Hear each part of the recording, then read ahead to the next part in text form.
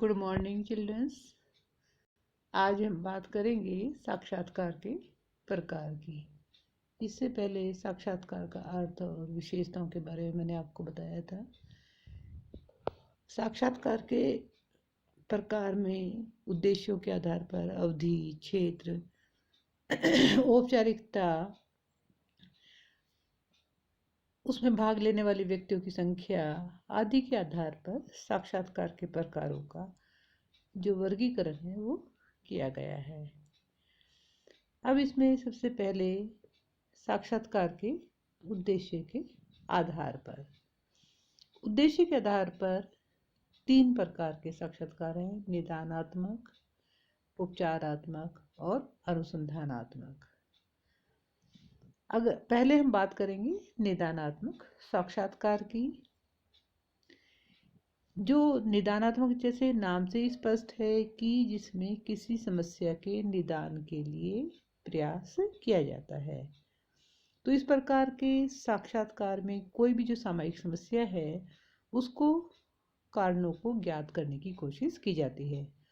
जैसे एक डॉक्टर के पास आप जाते हैं तो वो किसी बीमारी के कारणों को जानने के लिए क्या करता है, रोगी से पूछताछ करता है कि बीमारी कब से हुई है, क्या है, कैसे है।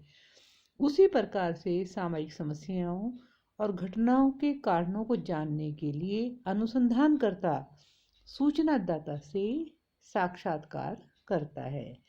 जैसे अपराध, बाल अपराध या अन्य कोई भी सामाजिक समस्या, उनके कारणों को जानने की वो कोशिश करता है और उसके लिए जो उन कारणों को जानने के लिए साक्षात्कार किया जाता है उसे ही हम निदानात्मक साक्षात्कार कहते हैं। उसके बाद है उपचारात्मक साक्षात्कार।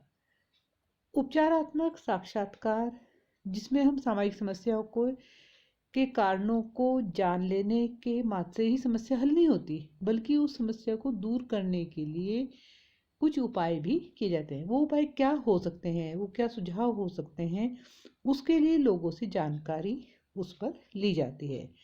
ऐसे साक्षात्कार को उपचारात्मक साक्षात्कार कहते हैं। इसके अलावा तीसरा प्रकार है इसका अनुसंधानात्मक साक्षात्कार।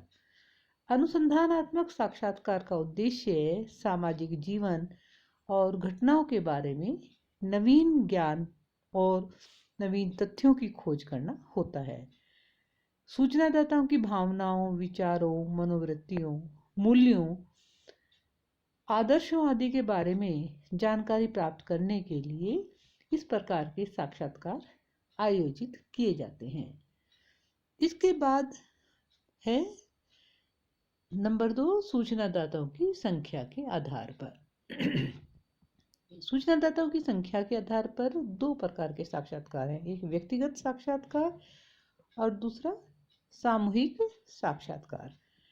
व्यक्तिगत साक्षात्कार में जो एक समय में साक्षात्कार लेने वाला और एक सूचनादाता, यानी कि एक उत्तरदाता और एक साक्षात्कारकर्ता, वो दोनों परस्पर किसी विषय से संबंधित वार्तालाप करते हैं। इसमें साक्षात्कारकर्ता प्रश्नों को पूछता है और उत्तरदाता उसके उत्तर देता जाता है। इसमें सूचनादाता को साक्षात्कारकर्ता से, क्योंकि वो दोनों आमने सामने होते हैं, तो व्यक्तिगत प्रेरणा भी उसने मिलती रहती है, जिससे व्यक्तिगत तथ्यों को भी वो स्वतंत्रतापूर्वक वहाँ पर कह सकता है। इस प्रकार के साक्षात्कार के जो मुख्य लाभ हैं कि इसमें विषय से संबंधित जो है विश्वसनीयता रहती है, प्रामाणिक सूचनाएं प्राप्त हो सकती हैं, क्योंकि दोनों आमने सामने होते हैं। किसी प्रश्न का उत्तर अगर समझ में नहीं आ रहा है तो वो दोबारा पूछ सकता है, या कोई प्रश्न अगर उत्तरदाता को समझ में नहीं आ रहा तो वो भी उसकी जानकारी प्राप्त कर सकता है। और कई प्रश्न ऐसे होते हैं जो संवेदनशील होते हैं, तो उसमें उत्तरदाता के क्रोधित या भावुक होने का डर होता है, तो उसे भी घुमा फिरा करके पूछ सकता है। प्रश्नों की कठिन भाषा अगर कहीं पर है तो उत्तरदाता उससे डिस्कस कर सकता है और उसे दूसरी तरीके से सरल शब्दों में उसके सामने रखा जा सकता है। ऐसे जो साक्षात्कार होते हैं, इसमें जो सूचनाएं प्राप्त होती हैं उनकी जांच भी संभव है और इसमें विषय से संबंधित गहन और विस्तृत जानकारी प्राप्त होती है। लेकिन जहाँ इसमें गुण है तो इसके दोष भी अधिक हैं, क्योंकि इसमें अधिक समय और धन खर्च होता है, पक्षपात आने की संभावना रहती है, क्योंकि जो उत्तरदाता और साक्षात्कार करता है वो दोनों ही आमने सामने होते हैं। उसने क्या कहा है और क्या उसने साक्षात्कार जो अनुसंधान करता है उसने क्या उसको समझा है, वो दोनों के ऊपर ही डिपेंड करता है। इसमें प्रत्येक सूचनादाता से संपर्क स्थापित करना होता है, जो कि एक कठिन काम है, और इस प्रकार के साक्षात्कार का आयोजन और संगठन को करना भी एक मुश्किल काम होता है। उसके अलावा दूसरा है सामूहिक साक्षात्कार। इस प्रकार के साक्षात्कार के अंतर्गत एक साक्षात्कारकर्ता एक समय में एक से अधिक व्यक्ति अथवा समूह से इच्छित और आवश्यक सूचनाएं प्राप्त करता है। वह समूह में लोगों से बारी बारी प्रश्न पूछता है अथवा किसी प्रश्न का उत्तर समूह का कोई नेता, कोई व्यक्ति या सामूहिक रूप से भी दे सकते हैं। समूह के लोग मौन रहकर सूचनादाता के प्रति अपनी सहमति व्यक्त कर सकते हैं अथवा उसका विरोध या आलोचना भी कर सकते हैं।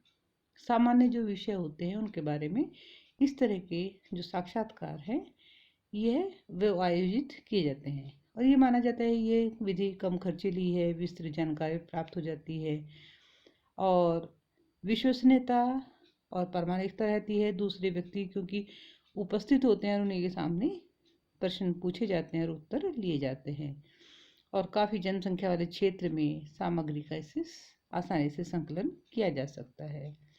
व्यक्तिगत पक्षपात की संभावना भी इसमें कम रहती है, लेकिन इसमें गोपनीयता का अभाव होता है और साधारण ही प्रश्न या साधारण सूचनाएं ही हम इसमें प्राप्त कर सकते हैं। इनका उपयोग गहन अध्ययन के लिए नहीं किया जा सकता, और समूह में कई उत्तरदाता प्रश्नों को समझने में असमर्थ भी रहते हैं। तो जो प्रश्न का जब हम समझ ही नहीं पाते तो उसका उत्तर भी प्राप्त नहीं हो पाता। उसके अलावा तीसरा है अवधि के आधार पर। अवधि मतलब अल्पकालिक साक्षात्कार और दीर्घकालिक साक्षात्कार। कुछ साक्षात्कार ऐसे होते हैं जिनमें विषय से संबंधित कुछ छोटी मोटी बातें ही जाननी होती है और गिने चुने प्रश्नों के ही उत्तर प्राप्त किए जाते हैं, तो वो शीघ्र समाप्त हो जाते हैं, इसलिए इन्हें अल्पकालिक साक्षात्कार कहा जाता है। दूसरे दीर्घकालिक साक्षात्कार होते हैं। दीर्घकालिक साक्षात्कार जो है उसमें जिनके बारे में विस्तृत और गहन जानकारी प्राप्त करनी होती है, ऐसी समस्याएं होती है, और उनके लंबी अवधि के साक्षात्कारों का आयोजन, उनके लिए हम लंबी अवधि के जो साक्षात्कार है उनका आयोजन करते हैं, जो कई घंटे, कई दिन और कई महीनों तक भी चलाए जा सकते हैं।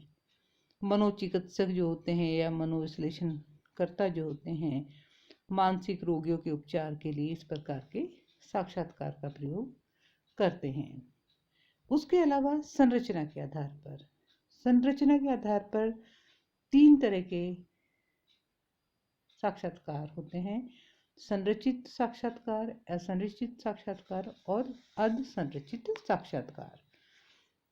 संरचित तो होते हैं जिसमें कि विषय से संबंधित कुछ प्रश्नों का पहले से ही निर्माण कर लिया जाता है और उन्हें एक व्यवस्थित क्रम में रखा जाता है। इसे हम साक्षात्कार अनुसूची भी कहते हैं। साक्षात्कार अनुसूची में दिए हुए प्रश्नों को उसी क्रम में पूछना होता है, उसमें कोई फेर बदलाव की छूट नहीं होती। इसमें साक्षात्कार का समय, अवधि और परिस्थिति आदि सभी का पूर्ण निर्धारण किया जाता है कि उसे क्या पूछना है, कहाँ पूछना है और कैसे पूछना है, ताकि साक्षात्कार में समानता बनी रहे। इसमें साक्षात्कारकर्ता और सूचनादाता दोनों पर नियंत्रण बना रहता है। इस प्रकार के जो साक्षात्कार हैं उनको नियोजित, निर्देशित या औपचारिक साक्षात्कार भी कहा जाता है। प्रशासकीय तथा विविध प्रकार के बाजार सर्वेक्षण, मतदान व्यवहार को ज्ञात करने के लिए इस प्रकार के साक्षात्कारों का प्रयोग किया जाता है। इसमें क्या होता है कि पक्षपात आने की संभावना नहीं होती, क्योंकि प्रश्नों का निर्माण पहले से ही होता है। दूसरे हैं असंरचित साक्षात्कार। असंरचित, जैसे संरचित तो पहले से निर्धारित है, और असंरचित जो होते हैं वो पहले से निश्चित नहीं होते, बल्कि निश्चित का मतलब है उसमें प्रश्न नहीं होते, बल्कि अनिर्देशित, अनियंत्रित और अनौपचारिक साक्षात्कार भी ये कहे जाते हैं। इस प्रकार के साक्षात्कार में जो साक्षात्कारकर्ता के पास प्रश्नों की कोई भी पहले निर्धारित सूची नहीं होती, बल्कि उस विषय से संबंधित प्रश्नों का उसी समय निर्माण किया जाता है और उसी समय पूछे जाते हैं। इसके द्वारा क्या है, सूचनादाताओं की भावनाओं, मनोवृत्ति, विचार, आदर्श आदि को ज्ञात किया जाता है। इसमें साक्षात्कारकर्ता का मार्गदर्शन करने के लिए साक्षात्कार पथ प्रदर्शिका का प्रयोग अवश्य किया जाता है, जिसमें क्या होता है, जैसे मोटी मोटी जो चीज़ें होती हैं, खास खास जो चीज़ें होती हैं वो लिख ली जाती हैं, जिससे कि उस क्रम में उन प्रश्नों को वहाँ पर पूछा जा सके। उसके अलावा अर्ध संरचित साक्षात्कार, इस प्रकार का साक्षात्कार न तो पूरी तरह से संरचित होता है और न पूरी तरह से असंरचित होता है, बल्कि दोनों का मिश्रण होता है। विषय से संबंधित कुछ प्रश्न पहले से निर्मित कर लिए जाते हैं और कुछ प्रश्नों को पूछने के लिए जो साक्षात्कार करता है वो स्वतंत्र होता है और वहाँ पर उन प्रश्नों को पूछ सकता है।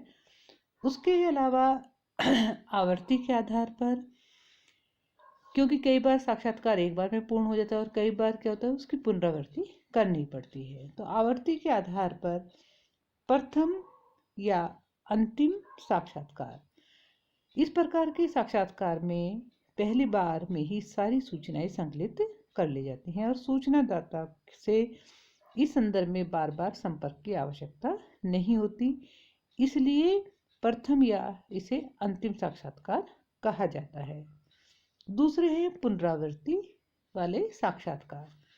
पुनरावृत्ति मतलब जिसकी बार बार उनको साक्षात्कार को आयोजित किया जाता है, क्योंकि इसमें क्या होता है, इसमें सूचनादाता से कुछ अवधि के बाद बार बार भेंट करके सूचनाएं एकत्रित की जाती हैं। जैसे किसी नगर पर बढ़ते हुए औद्योगिकरण के प्रभावों को ज्ञात करने के लिए इस प्रकार के साक्षात्कार का प्रयोग किया जा सकता है।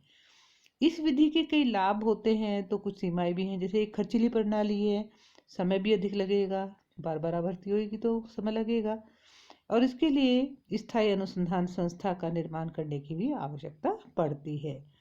साथ ही इसमें स्थायी सूचनादाताओं को भी खोजना पड़ता है। उसके अलावा संपर्क के आधार पर जो है प्रत्यक्ष साक्षात्कार में कि इस प्रकार के साक्षात्कार में साक्षात्कारकर्ता और सूचनादाता दोनों आमने सामने होकर के बातचीत करते हैं और साक्षात्कारकर्ता सूचनादाताओं के हाव भाव, चेहरे की अभिव्यक्ति आदि को देख करके उसके मनोभावों का भी अध्ययन करता है। अप्रत्यक्ष साक्षात्कार, इसमें उत्तरदाता और साक्षात्कारकर्ता आमने सामने में नहीं होते, बल्कि टेलीफोन पर साक्षात्कार लेना अथवा पर्दे में रहने वाली स्त्रियों से पर्दा डालकर अथवा किसी अन्य माध्यम से सूचना को एकत्रित करना जो है वो अप्रत्यक्ष साक्षात्कार कहलाता है। उसके अलावा औपचारिकता के आधार पर दो प्रकार के साक्षात्कार हैं, औपचारिक साक्षात्कार, अनौपचारिक साक्षात्कार। औपचारिक साक्षात्कार में कुछ प्रश्न जो हैं वो पहले से बना करके रख लिए जाते हैं, जैसे संरचित साक्षात्कार था, और इसके अतिरिक्त नए प्रश्न बनाने व शब्दों में परिवर्तन करने की छूट साक्षात्कारकर्ता को नहीं होती। इसे हम नियमित, संचालित या निर्देशित साक्षात्कार भी कहते हैं। अनौपचारिक, जिसमें साक्षात्कारकर्ता को प्रश्नों को बनाने, क्रम परिवर्तन करने, उनकी अर्थ की व्याख्या करने, नए प्रश्न बनाने और प्रश्नों की शब्दावली में परिवर्तन की छूट होती है। इसमें साक्षात्कार के समय किसी भी प्रकार की अनुसूची की सहायता नहीं ली जाती। इसे अनियंत्रित या अनिर्देशित साक्षात्कार भी कहते हैं। उसके अलावा अध्ययन पद्धति के आधार पर दो हैं साक्षात्कार, केंद्रित और अनिर्देशित साक्षात्कार। केंद्रित जो साक्षात्कार जो है, इसमें विषय से संबंधित जानकारी प्राप्त करने के लिए, जैसे संदेश वाहन या टीवी, फिल्म, इनके प्रभावों को जानने का प्रयास किया जाता है। जैसे कि रेडियो का सामाजिक जीवन पर क्या प्रभाव पड़ता है, टीवी का, या जैसे आजकल हम कहते हैं इंटरनेट का या मोबाइल का लोगों के जीवन में क्या प्रभाव पड़ता है, कि किसी को कौन सा जो टीवी पर कार्यक्रम देखने अथवा रेडियो पर कौन सा कार्यक्रम सुनने के बाद उस पर क्या प्रभाव उसके स्रोतों और उसके दर्शकों पर पड़ता है, या किसी विशेष घटना, अवस्था या परिस्थिति के प्रभाव पर जो साक्षात्कार केंद्रित होता है उसे केंद्रित साक्षात्कार कहते हैं। और ये उन्हीं लोगों से साक्षात्कार किया जाता है जो उस विषय से संबंधित रह चुके हों, या तो वो जैसे टीवी के बारे में जानकारी या किसी सीरियल के बारे में, तो उसका उस टीवी के सीरियल को देखते हो या मोबाइल का प्रयोग करते हो या नेटवर्क का उसका प्रयोग करते हो, तभी उन्हीं लोगों से ये साक्षात्कार किए जाते हैं। इसे हम केंद्रित साक्षात्कार कहते हैं। जो सर्वप्रथम अमेरिकन समाजशास्त्री मर्टन ने 1946 में सार्वजनिक संदेशवाहन के साधनों जैसे रेडियो, टीवी, फिल्म, समाचार पत्र आदि के सामाजिक और मनोवैज्ञानिक प्रभावों को जानने के लिए इस प्रकार का साक्षात्कार किया था। उसके अलावा अनिर्देशित साक्षात्कार, इसे अनियंत्रित असंचालित साक्षात्कार भी कहते हैं। इसमें किसी समस्या के बारे में सूचनादाता से स्वतंत्रता पूर्वक प्रश्न पूछे जाते हैं। इसमें प्रश्नों की पूर्व निर्धारित कोई अनुसूची नहीं होती और नई सूचनादाता पर उत्तर देने के संदर्भ में कोई नियंत्रण होता। इसमें सूचनादाता मुक्त होकर विषय के बारे में सूचनाएं देता है और साक्षात्कारकर्ता धैर्यपूर्वक उन्हें सुनता जाता है। यदि कोई सूचना छूट जाए तो सूचनादाता के द्वारा सारी बात कह देने के बाद अन्य प्रश्न पूछे जाते हैं। तो ये साक्षात्कार जो है ये अनौपचारिक साक्षात्कार जैसे होता है उसी की तरह से एक साक्षात्कार है। ये साक्षात्कार के प्रकार थे। धन्यवाद।